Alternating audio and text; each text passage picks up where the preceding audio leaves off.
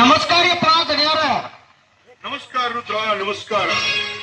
ಏನ್ಪ ರುದ್ರ, ಊರಲ್ಲಿ ಏನೋ ಗದ್ದಲ ಹಿಡಿದು ಊರು ತುಂಬಾ ಸುದ್ದಿ ಆಗೈತಂತ, ಈ ವಿಷಯ ನಿನಗೆ ಗೊತ್ತಿಲ್ಲೇನು? ಗೊತ್ತೈತ್ರಿಪ್ಪ ದಣಿಯವರ. ಅದಕ್ಕಂತ ಊರ್ ಜನರು ನಿಮ್ಮನ್ನ ಕಾಣ್ಬೇಕಂತ ಹೊರಗಡೆ ಬಂದ್ ನಿಂತಾರ್ರಿಪ್ಪ ದಣಿಯವರ. ದಣಿಯವರ, ಊರು ಬರಬರ್ತಾ ಬಾಳ ಹೊಲಸಾಗಕತ್ತ ನೋಡ್ರಿಪ್ಪ ದಣಿ. ಆ ತಿಮ್ಮನ ಮಗ ಕಾಳದನಲ್ರಿ, ತಪ್ಪು ಮಾಡ್ಯಾನಂತ್ರಿಪ್ಪ. ಅದಕ್ಕ ಅವನಿಗೆ ಎಳ್ಕೊಂಡು ಬಂದಾರ್ರಿ. ಎಲ್ಲಿದ್ದಾರೆ? ಹಣ್ಣ ಎಳ್ಕೊಂಬರ್ರಿ ಅವನ. ಕರಿಯವರನ್ನ ಹಣ್ಣ ಎಳ್ಕೊಂಬರ್ರಿ ಅವನ. ಏನು ಮಾಡಿದ್ದೀವಿ? ಈಗ ಆಕ್ಷನ್ ಮಾಡ್ಲಿ ಏನಂತ ಹೇಳ್ಬೇಕ್ರಿಪ್ಪ ದಡಿಯಾರ? ಬಡಿ ಒಂದ ಇವನು ಹಿಂದೊಮ್ಮೆ ಇದೇ ಊರಾಗ ಕಳ್ಳತನ ಮಾಡಿದ್ದನ್ರಿ. ಮತ್ತ ಜೋಳದ ಗೂಡಿಗೆ ಬೆಂಕಿನೂ ಹಚ್ಚಿದ್ದ. ಅವತ್ತ ನೀವು ಇವನ ಕೈ ಕಾಲು ಮುರಿದು ಕುಂದರ್ಸ್ಬೇಕಾಗಿತ್ರಿ ದಡಿಯಾರ. ನೀವು ಇವನು ಮಾಡಿದ ತಪ್ಪಿಗೆ ಇವತ್ತು ದಂಡ ಹಾಕಿದ್ರಿ. ಈಗ ಅಷ್ಟೇ ಸಾಲದು ಅಂತ ಇವತ್ತು ಏನು ಮಾಡ್ಯಾನ ಗೊತ್ತೇನ್ರಿ ದಡಿ? ಏನು ಮಾಡಿದ್ದಾನೆ? ಪಾಪ್ರಿಪ್ಪ, ಆ ಕೆಂಚಲ ಮಗ ಕೂಲಿ ಮಾಡ್ಬೇಕಂತ ಹೊರಟೋದ. ಅವರ ಮೇಲೆ ಬಲತ್ಕಾರ ಮಾಡಕ ಪ್ರಯತ್ನ ಪಟ್ಟಾರಿ.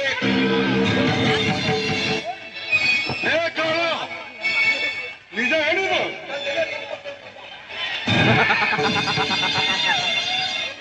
ಎಲ್ಲಿ ನಿಂತಿರುವೆ? ಯಾರ ಎದುರಿಗೆ ಮಾತನಾಡುತ್ತೇನೋ? ಹೌದು ಇಲ್ಲಿಯ ಸೊತ್ತು ನಲವತ್ತು ಹಳ್ಳಿಗೆ ನ್ಯಾಯವಂತರ ಮನೆತನ ನಮ್ಮದು. ಎಂತ ನೆಲದಲ್ಲಿ ನಿಂತು ಮತ್ತೆ ಅನ್ಯಾಯದ ನುಡಿಯನ್ನು ಆಡಿದ್ದೆ ಆದರೆ ನಿನ್ನ ನಾಲಿಗೆ ಕತ್ತರಿಸಬೇಕಾದಿತ್ತು ಮಗನೇ ಎತ್ತರ. ನೀನೇ ಹೇಳು, ನೀ ಮಾಡಿದ್ದು ಸರಿಯೋ ಸುಳ್ಳು? ದಣಿಯಾರ, ಅವನ ಏನು ಕೇಳ್ತೀರಿಪ್ಪ ದಣಿಯಾರ? ನಿಮ್ ಹತ್ರ ಬಂದು ಯಾರ ಸುಳ್ಳು ಹೇಳ್ತಾರೇನ್ರಿ? ಈ ಸುತ್ತು 40 ಹಳ್ಳಿಯ ಜನರು ಬಂದು ನಿಮ್ಮ ಹತ್ರ ನ್ಯಾಯ ಕೇಳ್ತಾರ. ನೀವು ನ್ಯಾಯ ಮಾಡಿದ ಮೇಲೆ ಮುಗಿದು ಹೋಗ್ತೀರಿ ದಣಿ. ಸಾಕ್ಷಾತ್ ದೇವರು ಬಂದು ನ್ಯಾಯ ಮಾಡಿದಂಗ ಇರ್ತೈತಿ. ನಿಮ್ಮನ್ನ ಹಿಡಿದು ನಿಮ್ಮ ಮುತ್ತಜ್ಜನ ಕೋಲದಿಂದಲೂ ನ್ಯಾಯ ಮಾಡ್ತಾ ಬಂದ ಮನೆತನವಿದು. ಇಲ್ಲಿ ನ್ಯಾಯ, ನೀತಿ, ಧರ್ಮ, ಸತ್ಯವೇ ಈ ಧರ್ಮಾಪುರದ ನಿತ್ಯದ ಉಸಿರು. ಆದ್ರ ಇಂಥ ನಾಡಿನೊಳಗ ಈ ದುಷ್ಟತನ ಹುಟ್ಟಬಾರ್ದಾಗಿತ್ರಿ, ಹುಟ್ಟಬಾರ್ದಾಗಿತ್ತು. ಇವರಿಗೆ ಸರಿಯಾದ ಶಿಕ್ಷೆ ಕೊಟ್ಟು ಗಡಿಪಾರು ಮಾಡಿ ಬಿಡಿಸ್ಬಿಡಪ್ಪ. ನಿಜ ರುದ್ರ, ನೀ ಹೇಳೋ ಮಾತಿನಲ್ಲಿ ಸತ್ಯವಿದೆ. ಇನ್ನು ಮೇಲೆ ನೀ ಊರಲ್ಲಿ ಬದುಕಬಾರದು, ನಮ್ಮ ಕಣ್ಣಿಗೆ ಬೀಳಬಾರದು. ಎಲ್ಲಾದರೂ ಹೊರಟು ಹೋಗು, ಬದುಕು. ಬಂದದ್ದೇ ಆದರೆ ನಿನ್ನ ಕಟ್ಟಿ ಚರ್ಮ ಸುಡಬೇಕಾಗುತ್ತದೆ. ಬರುತ್ತೀಯಲ್ಲ, ಮನದಲ್ಲಿ ಏನಾದರೂ ಬೇಡಿಕೆ ಇಟ್ಟಿರು ಏನು?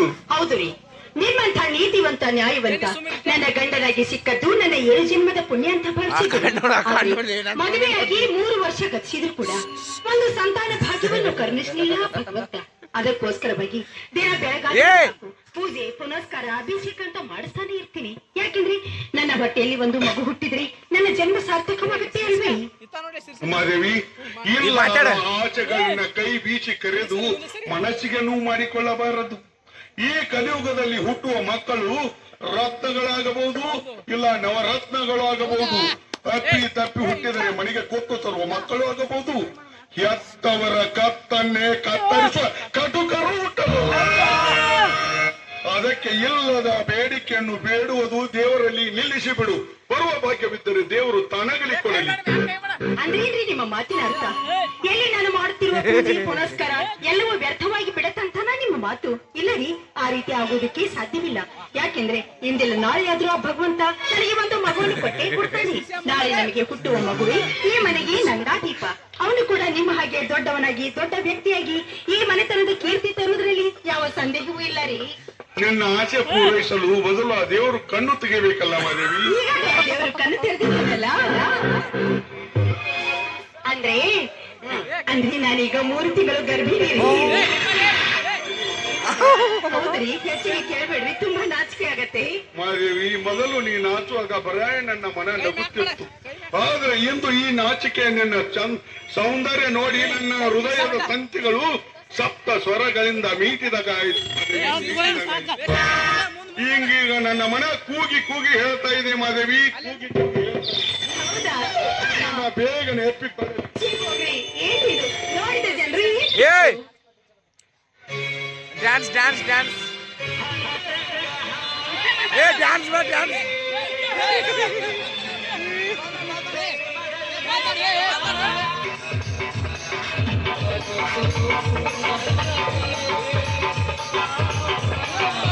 ಹಾ ಬರ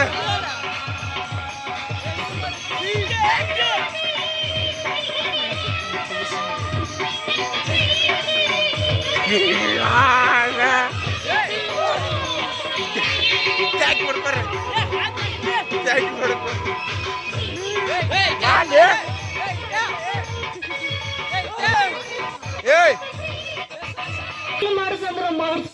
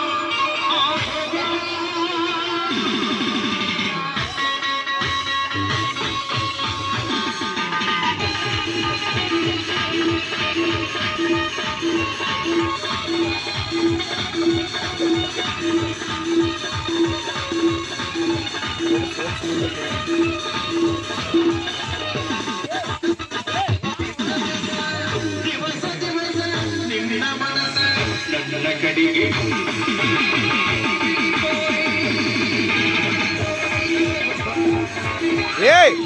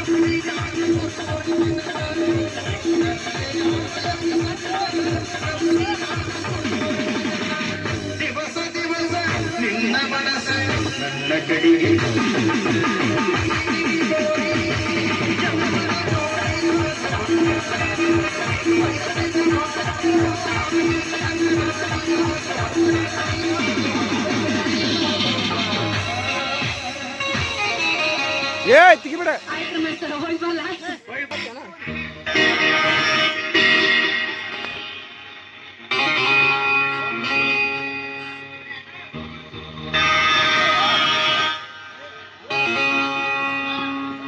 ದಣಿಯಾರ ನಿನ್ ರಾತ್ರಿನ ಬಾಂಡ್ರಿ ಅಪ್ಪಾರ ಬಾಳ ಹೊತ್ತಾಗಿತ್ರಿ ಅದಕ್ಕ ನಿಮ್ ಮನಿಗ್ ಬರ್ಲಿಲ್ಲ ನಮ್ಮ ಮನಿಗ್ ಹೋಗ್ಬಿಟ್ನಿ ಅದಕ್ಕ ನಾನು ಈ ಕಡೆ ಬರೋಣ ಯಾಕೆ ಬರೋಣ ಅಂತೇಳಿ ಹೊತ್ತು ಬಾಳ ತೇನಲ್ರಿ ದಣಿಯಾರ ಇರ್ಲಿ ರುದ್ರ ಒಳಗಡೆ ನನ್ನ ಪಾದರಕ್ಷೆ ತೆಗೆದುಕೊಂಡು ಬಾ. ಆಯ್ತ್ರಪ್ಪ ದಣಿಯಾರ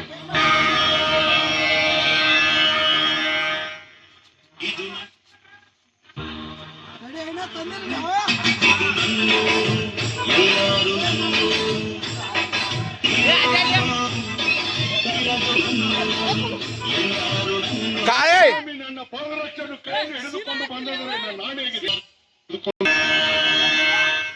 ನನ್ನ ಪಾದರಕ್ಷೆಯನ್ನು ಕೈಯಲ್ಲಿ ಹಿಡಿದುಕೊಂಡು ಬಂದರೆ ನಾನೇಗಿದೆ ಇಂಥ ಕೀಳುಮಟ್ಟದ ಕೆಲಸಕ್ಕೆ ನಾನು ಎಂದೂ ಒಪ್ಪುವುದಿಲ್ಲ.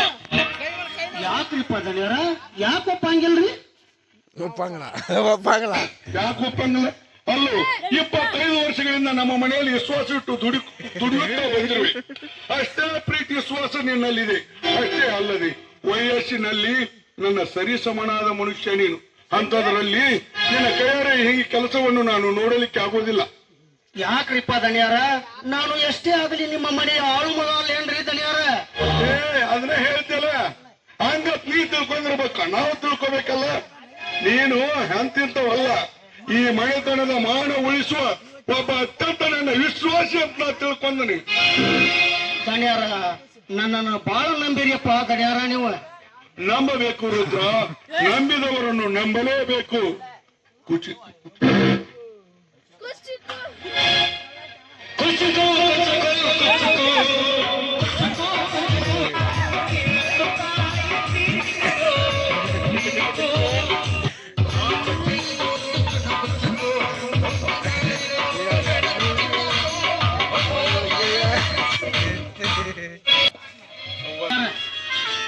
ಎಲ್ಲರೂ ನಗು ನಗುತ್ತ ಸ್ವರ್ಗದಾಗ ಕಾಲ ಕಳೆದಂಗ ಸ್ವರ್ಗದಿಂದ ಹೋದರಾಯ್ತು.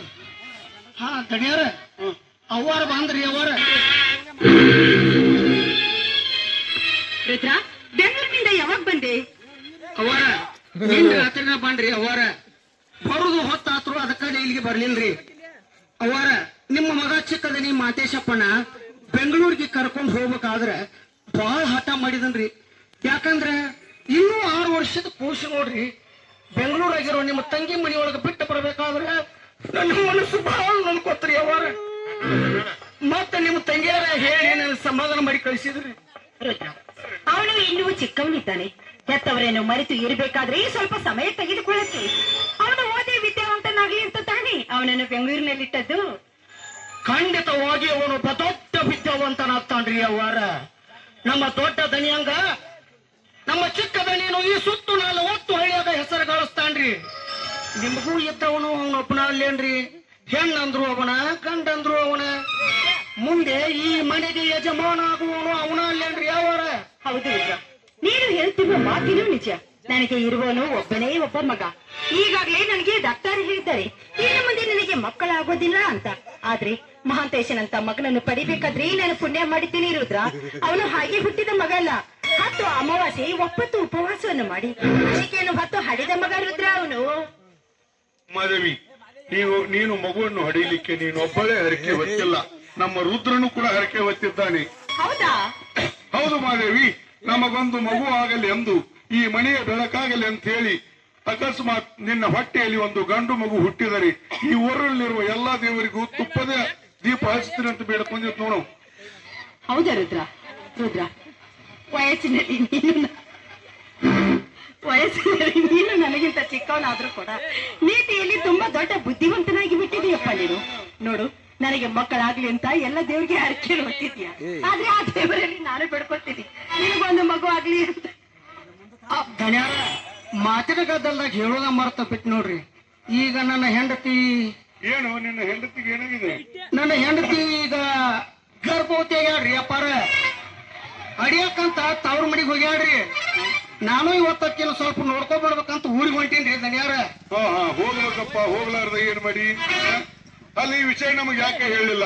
ಹೇಳಿದ್ದೆ ಅಂದ್ರೆ ನಾವಿಬ್ರು ಗಂಡ ಹೆಂಡತಿ ಬಂದ್ ನಿನ್ ಮಗಳ ಶ್ರೀಮಂತ ಕಾರ್ಯ ಮಾಡಿ ಬರ್ತೀವಿ. ಮಾತಾಡಿಟ್ಟೆ ಹೇಳ್ಬೇಕಂತ ಮಾಡೀನ್ರಿ. ಯಾಕ ನನಗ ಸ್ವಲ್ಪ ನಾಚಿಕ್ ಬತ್ ಬಿಡ್ರಿ ದಣ್ಯಾರ. ಇರ್ಲಿ, ನಾಳೆ ಹೆರಿಗೆ ಆದ ನಂತರ ನೇರವಾಗಿ ನಮ್ಮ ಮನೆಗೆ ಕರೆದುಕೊಂಡು ಬಾ. ನಿನ್ನ ಮಗನಿಗೆ ಚಿನ್ನದ ಸರ ಹಾಕಿ ಕಳಿಸಿಕೊಡುತ್ತೇನೆ. ಮಾತಾಡಿ ನಿಮ್ಮ ಮಾತಿನ ಅರ್ಥ ಗಂಡು ಮಗು ಹುಟ್ಟಿದ್ರೆ ಮಾತ್ರ ಕೊರಳಲ್ಲಿ ಚಿನ್ನದ ಸರ ಹಾಕ್ಬೇಕು, ಹೆಣ್ಣು ಮಗು ಹುಟ್ಟಿದ್ರೆ ಬೇಡ ಅಂತನಾ ನಿಮ್ಮ ಮಾತು? ಇಲ್ಲ ರೀ, ಆ ರೀತಿ ಆಗೋದಕ್ಕೆ ಸಾಧ್ಯವಿಲ್ಲ. ನೋಡು ರುದ್ರ, ನಿನಗೆ ಯಾರಾದ್ರೂ ಹೆಣ್ಣು ಮಗಳು ಹುಟ್ಟಿದ್ರೆ ನಿನ್ನ ಮಗಳನ್ನು ಕರೆದುಕೊಂಡು ನನ್ನ ಮನೆಗೆ ಬಾ. ನಿನ್ನ ಮಗಳ ಕೊರಳಲ್ಲಿ ಚಿನ್ನದ ಪದಕನ ನಾನು ಹಾಕ್ತೀನಿ. ನೋಡ್ರಿ ಅವ್ವಾರ, ನೀವಿಬ್ರು ಜಗಳ ಆಡ್ಬೇಡ್ರಿ. ಮೊದಲು ನನ್ನ ಹೆಂಡತಿ ಚಂದಂಗ ಹಡಿಲ್ರಿ. ಆಮೇಲೆ ಯಾರ್ಯಾರು ಏನೇನ್ ಹಾಕ್ಬೇಕು ಅಂತ ಮಾಡಿರು ಆಮೇಲೆ ನೋಡೋಣಂತ. ನಾನೇನ ಹೋಗಿ ಬರ್ತೇನ್ರಿ ದಣ್ಯಾರ. ಹೋಗಿ ಬಾ ರುದ್ರ, ದೇವರು ಒಳ್ಳೇದು ಮಾಡ್ಲಿ.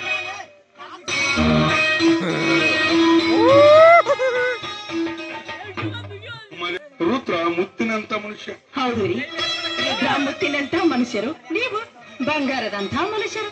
ಮತ್ತು ನೀನು ತಮಗೆ ಗೊತ್ತು, ನೀನು ಅಂತಿಂತ ಹೆಣ್ಣಲ್ಲ, ಮತ್ತೆ ಸೌಭಾಗ್ಯ.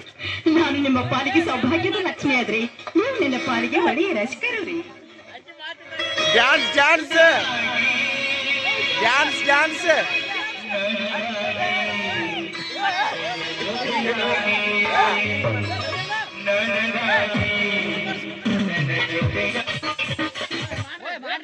ನೀವು ನಿಮ್ಮ ಮನೆ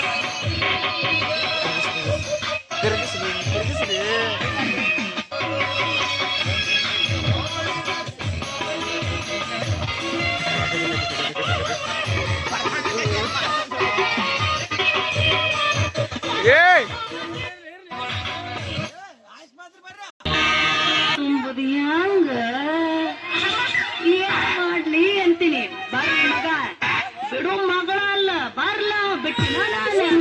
ಏ ಕೈ ಮಾಡ್ಬೇಡ ನಗರಿ ಧಾರವಾಡ ಹುಡುಗಿ ಅಯ್ಯೋ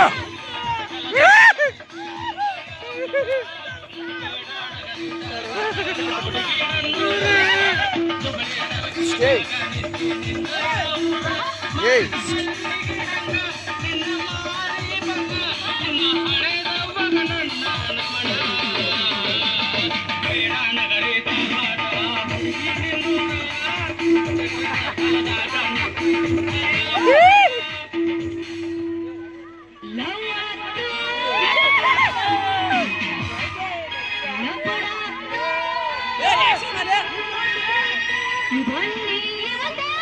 ಏನ್ ಮಾಡ್ಬೇಕು ಮುಗಿತೀನಿ ಮದುವೆಗೆ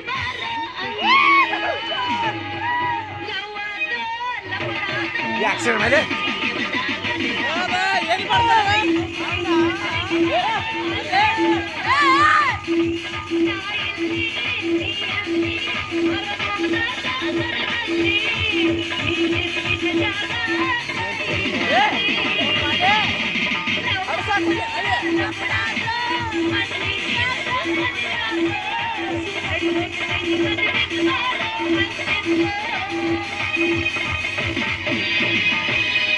ನಮ್ಮ ಸಣ್ಣ ಓಣ್ಯಾಗ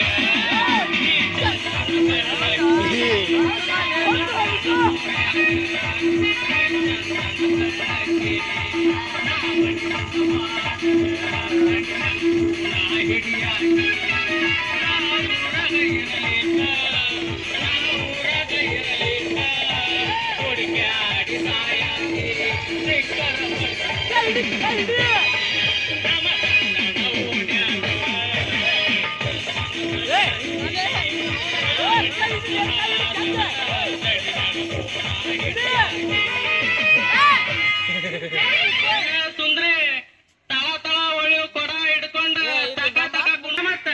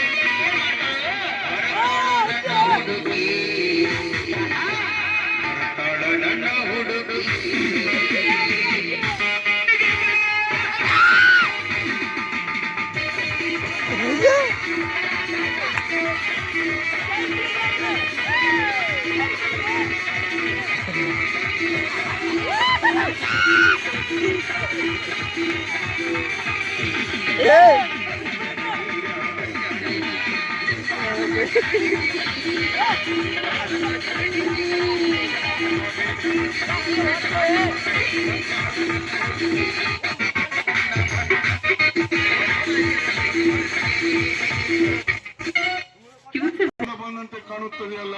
ಅಳ್ಬೇಕ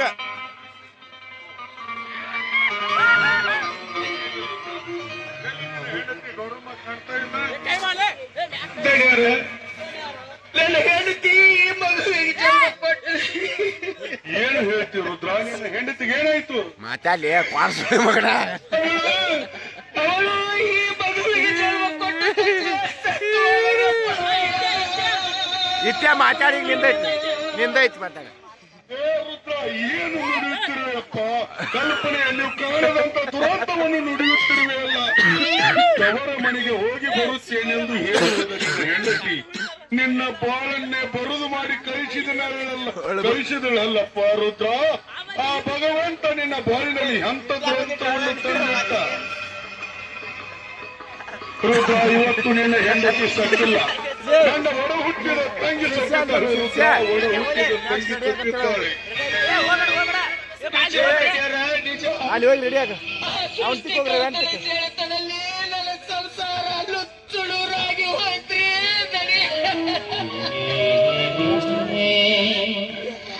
ಲುಚ್ಚುಳೂರಾಗಿ ಹೋಯ್ತು. ಬಡತನದ ಬೇಗುದಿಯಲ್ಲಿ ಬಹಳ ಎಷ್ಟೇ ಭಾರವಾಗಿದ್ದರೂ ಭಯ ಪಡದೆ ಬದುಕುತ್ತಿದ್ದೆ. ಬದುಕಿನ ಬಳ್ಳಿಯ ಚಕ್ರವೇ ಕಳಿಸಿ ಹೋದ್ರಿ ದಣಿಯರ. ಹೆಂಡತಿದೆ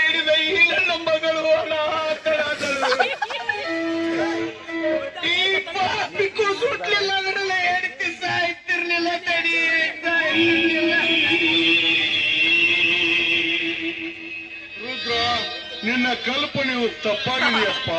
ದೀಪದ ಸುಟ್ಟು ಕೈ ಸುಟ್ಟ ಕೋಪಕ್ಕೆ ಬಣತಿಯನ್ನು ಎಂದೂ ಒಡೆಯಬಾರದು. ರುದ್ರ, ಯಾರ ಜನ್ಮಕ್ಕೂ ಯಾರೂ ಸಾಹುಕಾರನಲ್ಲ. ಯಾರು ಸತ್ರು ಯಾರು ಹುಟ್ಟುವುದಿಲ್ಲ. ಹುಟ್ಟವ್ರು ಹುಟ್ಟುತ್ತಾರೆ, ಸಾಯವರು ಸಾಯ್ತಾರೆ. ಅದು ಈ ಜಗತ್ತಿನ ನೇಮು. ಹುಟ್ಟು ಸಾವುಗಳ ಸಂಬಂಧ ಕಟ್ಟುವುದು ಈ ಹುಟ್ಟು ಮೂರ್ಖ ಮಾನವರ ಬರೀ ಒಂದು ಹೋರಾಟ ಅದ. ಅದನ್ನ ತಲೆ ಕೆಡಿಸಿಕೊಳ್ಳಬೇಡ. ನೀವು ಸುಮ್ಮನೆ ಅಂದರೆ ನಾನು ಮಾಡಿಕೊಂಡ ಹೆಂಡತಿಯನ್ನು ಮರೆತು ಬಿಡಬೇಕು ಅಂತ ಹೇಳ್ತೀನಿ. ಮರಿಲೇಬೇಕು ರುದ್ರ, ಮರಿಲೇಬೇಕು. ನಾವು ಹುಟ್ಟಿದ ಈ ಪ್ರಪಂಚವನ್ನು ಒಂದು ದಿನ ನಾವೇ ಬಿಟ್ಟು ಹೋಗುತ್ತೇವೆ ಎಂದಾಗ ಕಟ್ಟಿಕೊಂಡು ಹೆಂಡತಿ ಎಷ್ಟು ದಿನದವಳು? ನಮ್ಮಿಂದ ಮಾಯವಾದದ್ದನ್ನು ಎಲ್ಲವನ್ನೂ ಮರೆಯಲೇಬೇಕು. ಮರೆಯಲು ದೃಢ ನಿರ್ಧಾರ ಮಾಡಬೇಕಷ್ಟೇ. ಮಡದಿಯನ್ನು ಮರೆತರು ಮಡದಿ ನೀಡಿ ಹೋದ ಈ ಮಗುವಿನ ಮುಂದಿನ ಭವಿಷ್ಯ ಹೇಗೆ ತಡಿ? ರುದ್ರ, ಈ ಮಗುವನ್ನು ಬದುಕಿಸುವುದು ನಿನ್ನ ಧರ್ಮ ಮತ್ತು ಅದು ನಿನ್ನ ಆದ್ಯ ಕರ್ತವ್ಯ. ಈ ಮಗುಗೆ ಅಂಬಿಕಾ ಅಂತ ನಾಮಕರಣ ಮಾಡು. ಇವಳಿಗೆ ಒಳ್ಳೆಯ ವಿದ್ಯಾಭ್ಯಾಸ ಪಡಿಸಿ ಸುಶಿಕ್ಷಿತರ ಸಾಲಿನಲ್ಲಿ ಇವಳನ್ನು ನಿಲ್ಲಿಸು. ಇವಳ ಮನೆಗೆ ಕೂಲಿ ಹಚ್ಚುವುದು ಬಿಡು. ಒಳ್ಳೆಯ ವಿದ್ಯಾಭ್ಯಾಸ ಕೊಡು. ಇವಳ ಸಂಪೂರ್ಣ ಶಿಕ್ಷಣದ ಜವಾಬ್ದಾರಿಯನ್ನು ನಾನು ಹೊರುತ್ತೇನೆ. ಇವಳು ನನ್ನ ಸ್ವಂತ ಮಗಳು ಇದ್ದ ಹಾಗೆ ಎಂದು ತೆಗೆದುಕೋ. ಇರಲಿ, ಈ ಮಗುವಿಗೆ ಏನಿಗಾಗಿ ಸ್ವಲ್ಪ ದುಡ್ಡು ತೆಗೆದುಕೋಪ್ಪ. ರೊಕ್ಕ ಕೊಡ್ಲಿ, ರೊಕ್ಕ ಕೊಡ್ಲಿ, ರೊಕ್ಕ ಕೊಡ.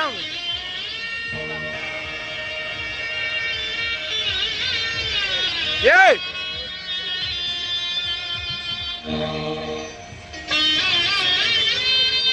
ಏಯ್ ಇಲ್ಲಿ ಬರೋಣವನ್ನು ನಾನು ಯಾವ ಜನ್ಮದಾಗ ಹುಟ್ಟಿದ್ಬೇಕು? ಯಾಕೋ ರುದ್ರ ಕಣ್ಣೀರು? ರುದ್ರ, ಋಣ ಮುಟ್ಟಿಸುವ ಕಾಲ ದೇವರು ಒಂದೆಲ್ಲ ಒಂದು ದಿನ ತರುತ್ತಾನೆ. ಅಷ್ಟಕ್ಕೂ ಉಂಡವರಿಗೆ ಉಣಿಸಬಾರದು. ಹಸಿದವರಿಗೆ ಅನ್ನ ಹಾಕಬೇಕು. ಅದೇ ನಿಜವಾದ ಮನುಷ್ಯನ ಧರ್ಮ.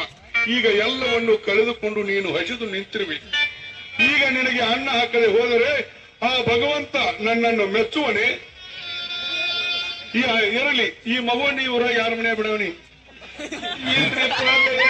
ಏಯ್ ಈ ಊರಾಗಿ ಯಾರ ಮನೆಯಾಗೂ ಬಿಡಾಗಿಲ್ರಿ ಅಪ್ಪ. ನನ್ನ ತಂಗಿ ಬೆಂಗಳೂರಾಗಿದ್ದಾಳ್ರಿ. ಹೊಟ್ಟೆ ಪಾಡಿಗೆ ಅಂತ ಬದುಕಲಕ್ ಹೋಗಿ ಬಹಳ ದಿನ ಆಯ್ತ್ರಿಪ್ಪ. ಏಯ್ ಹೋಗಿ ನನ್ನ ಮಗಳನ್ನ ಬಿಟ್ಟು ಬರ್ತೀನಿ. ಮಗ ಅಲ್ಲಿ ಅರವಿಂದ ಅಂತ ಇದ್ದಾರೆ. ಇಬ್ಬರು ಜೊತೆಯಾಗಿ ಬೆಳಿಬೇಕು ಅಂತ ನನ್ನ ಆಸೆ ಐತ್ರಿ.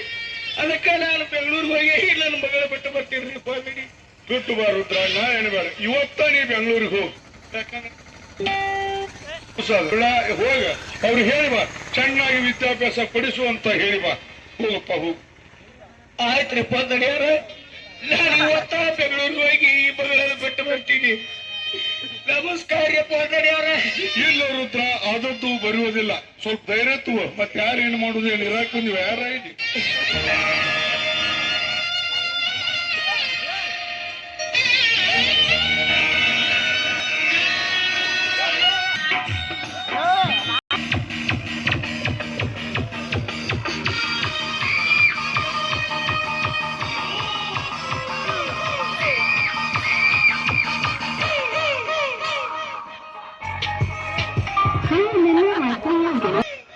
ಮಾತ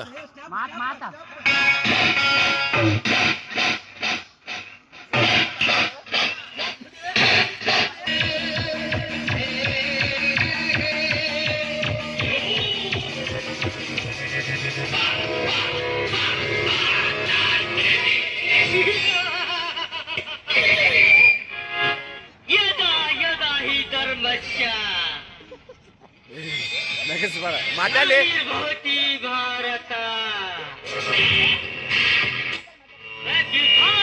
ಧರ್ಮಸ್ಯ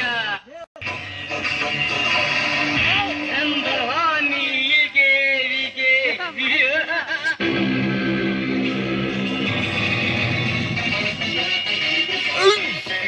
ಇದೇನಪ್ಪ, ಕರ್ನಾಟಕದ ಬಾಯಲ್ಲಿ ಸಂಸ್ಕೃತ ಸ್ವಲ್ಪ ಬರ್ತಾ ಇತ್ತು, ಸಂಶಯ ಬರ್ತಾ ಇದ್ದೀರಲ್ಲ. ಇದ್ರ ಅರ್ಥ ಏನು ಗೊತ್ತಾ? ಜಗಲ್ಲಿ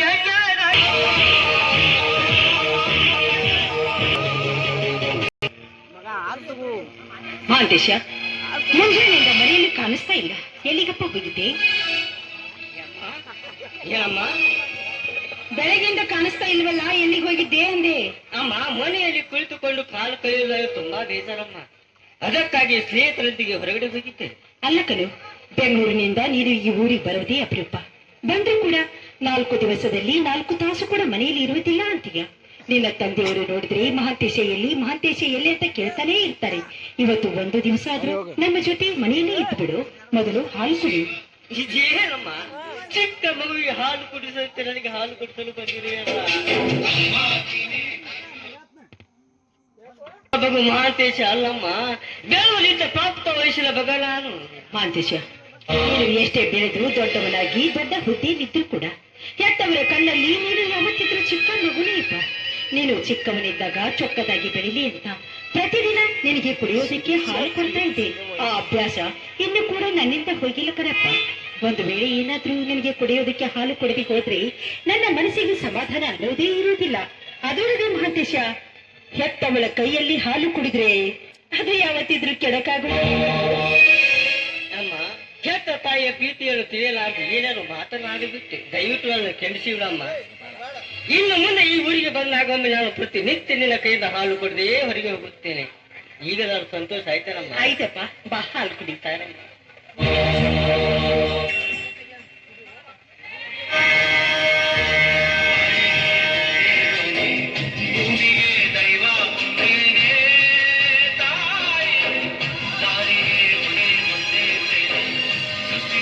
ನೀನು ಮಾಡಿರುವ ತಪ್ಪು ನಿನ್ನ ತಂದೆಯವರ ಕಣ್ಣಿಗೆ ಬಿದ್ದರೇನಪ್ಪ. ಅವರು ನಿನ್ನ ಬಗ್ಗೆ ತಪ್ಪಾಗಿ ತಿಳಿದುಕೊಳ್ಳೋದಕ್ಕೆ ಸಾಧ್ಯ. ಮಹಾಂತೇಶ, ನಿನ್ನೆ ರಾತ್ರಿ ಕುಡಿದು ಅಲಗಾಡುತ್ತಾ ಮನೆಯ ಬಾಗಿಲಿಗೆ ಬಂದೆ. ನಾನೇ ನಿನ್ನನ್ನು ಕೈ ಹಿಡಿದುಕೊಂಡು ಕರೆದುಕೊಂಡು ಹೋಗಿ ನಿನ್ನ ನಿಮ್ಮನಲ್ಲಿ ಮಲಗಿಸಿದೆ. ನಿನ್ನ ಮೈ ಮೇಲೆ ಅರಿವು ನಿನಗಿರ್ಲಿಲ್ಲ. ಈ ಮನೆತನದ ಘನತೆಯ ಬಗ್ಗೆ ಪ್ರಜ್ಞೆ ಕೂಡ ನಿನಗಿರ್ಲಿಲ್ಲ. ಆದ್ರೆ ನೀನು ಮಾಡಿರುವ ತಪ್ಪು ನಿನ್ನ ತಂದೆಯವರ ಕಣ್ಣಿಗೆ ಬೀಳಲಿಲ್ಲ. ಅದು ನಾನು ಮಾಡಿರುವ ಪುಣ್ಯ. ಏನು ಹೇಳ್ತಿದ್ದೆ ಅಮ್ಮ ನೀನು? ಅಂತ ತಪ್ಪು ನಾನೇನು ಮಾಡಿದ್ದೇನೆ? ಈ ಜಗದಲ್ಲಿ ಕುಡಿಯುವುದು ದೊಡ್ಡ ತಪ್ಪಲ್ಲ. ಕಳ್ಳತನ, ಕೊಲೆ, ಅತ್ಯಾಚಾರ ಮಾಡಿದ ತಪ್ಪಾಗುತ್ತದೆ. ದುಡ್ಡಿದ್ದು ದೊಡ್ಡವರಾದ ನಾವು ಕುಡಿಯುವುದರಲ್ಲಿ ಯಾವ ತಪ್ಪು ಇಲ್ಲ. ಹಾಗಂತ ನೀನ್ ತಿಳಿದುಕೊಂಡಿದೀಯಪ್ಪ. ನಾವು ತಿಳಿದುಕೊಳ್ಬೇಕಲ್ಲ. ಇದು ಸಂಸ್ಕೃತಿ ಸಂಪ್ರದಾಯಸ್ಥರ ಮನೆತನ. ಇಂಥ ಮನೆತನದಲ್ಲಿ ಯಾರೇ ತಪ್ಪು ಮಾಡಿದ್ರು ಕೂಡ ಶಿಕ್ಷೆ ತಪ್ಪಿದ್ದಲ್ಲ. ಇಂಥವರ ಮನೆತನದಲ್ಲಿ ಹುಟ್ಟಿದ ನೀನು ಯಾವ ತಪ್ಪು ಈ ನಿನ್ನ ತಾಯಿ ಆಶಿಕರು ತಿಳಿಯಿತಮ್ಮ, ಹೆತ್ತವರ ಆಜ್ಞೆ. ಇನ್ನು ಮುಂದೆ ಯಾವ ತಪ್ಪಾಗದಂತೆ ನಾನು ನಡೆದುಕೊಳ್ಳುತ್ತೇನೆ. ಅಮ್ಮ, ನಿನ್ನೆ ರಾತ್ರಿ ನಾನು ಕುಡಿದು ಬಂದದಕ್ಕೆ ನೀನು ಶಿಕ್ಷೆ ಕೊಡುವುದಾದರೆ ನಿನ್ನ ಕೈಯಿಂದ ನನ್ನ ಕೆನ್ನಿಗೆ ನಾಲ್ಕು ಹೊಡೆದು ಬಿಡ. ಮಾತೇಶ, ಎಂಥ ಮಾತಾಡ್ತಾ ಇದ್ದೆ ನೀನು? ನಾನು ನಿನ್ನ ಕೆನ್ನಿಗೆ ಹೊಡೆಯುವುದೇ? ನಿನ್ನ ಕೆನ್ನಿಗೆ ಹೊಡೆಯುವಂತ ಸಣ್ಣ ಗುಟ್ಟಿನ ತಾಯಿಗೆ ಇದೆಯಪ್ಪ. ಆದ್ರೆ ನಿನ್ನ ಸಾಕು, ಹಲವು ನಿಂತುಕೊಡಮ್ಮ.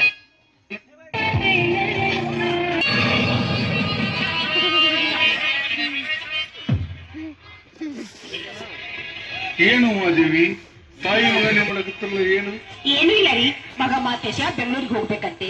ಅವನಿಗೆ 10,000 ಹಣ ಬೇಕು ಅಂತ ಕೇಳ್ತಾ ಇದ್ದ. ನಿಮ್ಮ ತಂದೆಯವರು ಬರ್ಲಿ ಇರಪ್ಪ ಅಂತ ಹೇಳ್ತಾ ಇದ್ದೆ ಅಷ್ಟೇ. ಮಾದೇವಿ, ಮಾತಾಡಿಟ್ಟೆ 10,000 ರೂಪಾಯಿ ನಿನ್ನ ಮಗ ಕೊಡ್ಲಿಕ್ಕೆ ನನ್ನಕ್ಕೆ ಕೇಳುವೆ.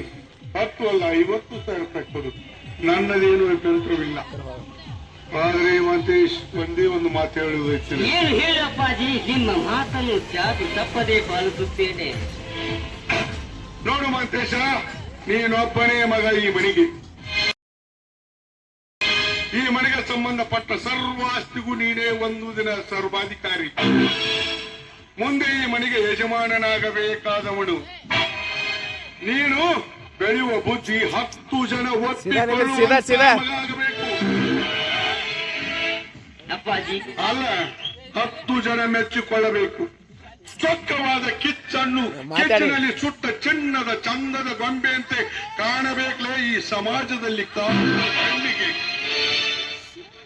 ಅಪ್ಪಾಜಿ, ಹೆತ್ತವರ ಕಣ್ಣಿಗೆ ಯಾವ ಕಳಂಕ ತರದಂತೆ ಈ ಮನೆಯ ಮಾನ ಮರ್ಯಾದೆ ಎಂಬ ಶಿಖರವನ್ನೇರಿ ನಿಮ್ಮ ನ್ಯಾಯ ನೀತಿ ಧರ್ಮದ ಉಸಿರಾಗಿ ಸದಾ ನಿಮ್ಮ ಆಶೀರ್ವಾದ ಬದುಕುತ್ತೇನೆ ಅಂತ ನಾನು ನಿಮ್ಗೆ ಮಾತು ಕೊಡುತ್ತಿದ್ದೇನೆ.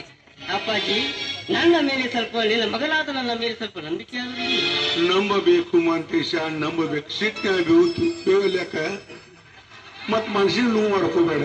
ಮತ್ ನಿಮ್ಮನ್ನ ಬೇವದ ಯಾರನ್ನ ಬೇವ ಮಂದಿ ಬೇವ್ರ ಕೇಳ್ಯಾರಲಿ ಮಗನ ಇರ್ಲಿ. ನನ್ನ ಆಸೆ ಏನಪ್ಪಾ ಮಂತೇಶ, ಮನೆ ಎಂಬ ಗೂಡಿನಲ್ಲಿ ಮಗು ಎಂಬ ಹಕ್ಕಿಯನ್ನು ಸಾಕಿ ಪ್ರೀತಿ ಪ್ರೇಮ ಎಂಬ ಕಡ್ಡಿ ಕಾಳುಗಳನ್ನು ಹಾಕಿ ಬುದ್ಧಿ ಎಂಬ ಬೇಲಿಯನ್ನು ಹಿಡಿದು ನಾಳೆ ಸಾವಿರಾರು ಜನರಿಗೆ ಪಾಠ ಪ್ರವಚನ ಹೇಳುವ ಶಿವಶರಣರ ಹಕ್ಕಿ ನೀನಾಗಲೆಂದು ಆಸೆ ಹೊತ್ತು ಕುಳಿತಿದ್ದೇನೆ. ರೆಕ್ಕೆ ಬಲಿದ ಬೆಳಕೆ ಆ ಹಕ್ಕಿ 10 ಜನರನ್ನ ಕುಕ್ಕುವ ರಣ ಹದ್ದು ನೀನಾಗಬಾರದು. ಅದಕ್ಕೆ ಮುನ್ನೆಚ್ಚರಿಕೆ ಕೊಡ್ತಾ ಇದ್ದೇನೆ ಮಂತೇಶ್, ಅದಕ್ಕೆ ಮುನ್ನೆಚ್ಚರಿಕೆ ಕೊಡ್ತಾ ಇದ್ದೇನೆ. ಅಪ್ಪಾಜಿ, ನಿಮ್ಮ ಮಾತಿನ ಅಂತರಗವನ್ನು ನಾನು ಅರ್ಥ ಮಾಡಿಕೊಂಡೆ. ನೀವು ತಿಳಿದುಕೊಂಡ ಹಾಗೆ ಈ ಹಕ್ಕಿ ಹಸಿಬಾವು ಸತ್ತಿದವರನ್ನ ಅರ್ಥಲ್ಲ.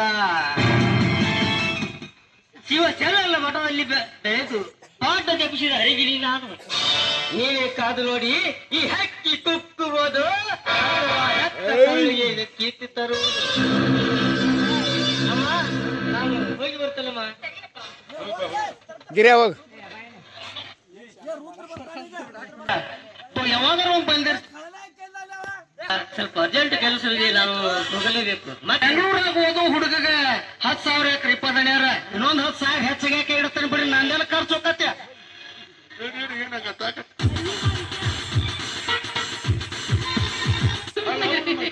ಹೇಳ್ಬೇಕಲ್ಲ ಮಾತೇಶ, ಬೆಂಗಳೂರಿಗೆ ಹೋದ ತಕ್ಷಣ ನಿನ್ನ ತಾಯಿಯನ್ನು ಮರ್ತು ಬಿಡಬೇಡವು. ಸರಿಯಾದ ಸಮಯಕ್ಕೆ ಊಟ ಮಾಡು, ಸರಿಯಾದ ಟೈಮ್ಗೆ ನಿದ್ದೆ ಮಾಡು. ಊರಲ್ಲಿ ಯಾವ ಕಾಲೇಜು ಎಲ್ಲಿದ್ದ ತಿಳ್ಕೋಬೇಕು. ನಿನ್ನ ಮಗಳ ವಿಳಾಸ ಗೊತ್ತಾಗತಿ. ಎಲ್ರಿ ದಣ್ಯಾರ, ನನಗೂ ದೊಡ್ಡ ಸಿಟಿ ಅನ್ನೋದು ನನಗೂ ಗೊತ್ತೈತಿ. ಆದ್ರೂ ಬೆಟ್ಟಕ್ಕ ಕೇಳ್ಬೇಕಂತ ವಿಚಾರ ಮಾಡೀನಿ. ದಣ್ಯಾರ, ವಿಳಾಸ ಮನ್ಯಾಗ ಮರ್ತು ಬಂದೇನ್ರಿ. ಇನ್ನ ಮತ್ತೆ ಬರತ್ತಿರಲ್ಲ ನೀವು ಹಗಲಲ್ಲ. ಆಗ ಬಂದಾಗ ಕೊಟ್ಟು ಕಳಿಸ್ತೀರಿ. ನಡ್ರಿ ನಿಮ್ಮನ್ನ ಬಸ್ ಹತ್ತೀಸಿ ಇದ್ರಾಗ ಬಸ್ ಸ್ಟಾಂಡ್ ತಾನೆ ಬಿಟ್ಟು ಬರ್ತೀನಿ. ಆಯ್ತಮ್ಮ, ನಾನು ಹೋಗಿ ಬರ್ತೇನೆ ಅಪ್ಪಾಜಿ. ಟಾಟಾ. ಹಸುವಾಗತ್ತಿ 4 ರೊಟ್ಟಿ ಮಾಡ್ಬೇಕು.